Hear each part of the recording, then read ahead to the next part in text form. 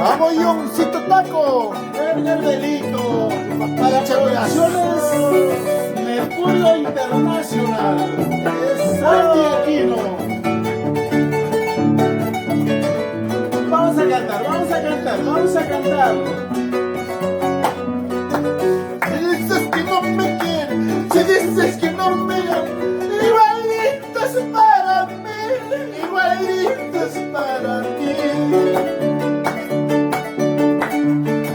Si dices que no me quieres, si dices que no me amas, igualito es para mí, igualito es para mí.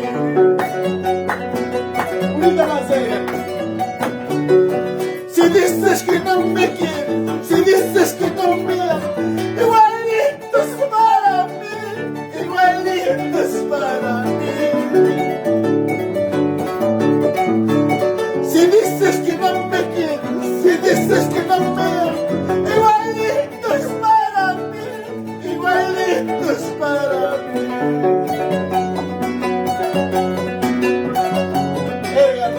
Para todo el Perú, esta cancioncito. Cantamos con Amor Belito, Andy Aquino y un taco.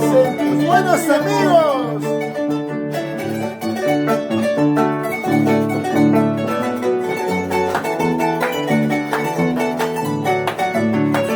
¡Eso!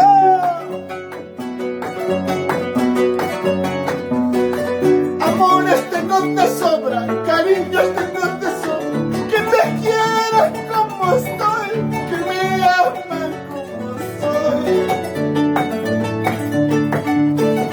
Amores tengo de sobra, cariños tengo de sobra, que me quieran como soy, que me aman como soy. Unita más cerca. Unita más. Cariños tengo de sobra, amores tengo de sobra, que me quieran como soy, que me amen como soy.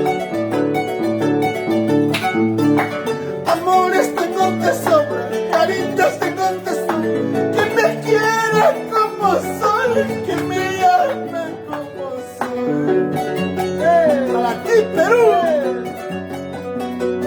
porque eres bonita, quieres que te ruego, amores tengo como las flores.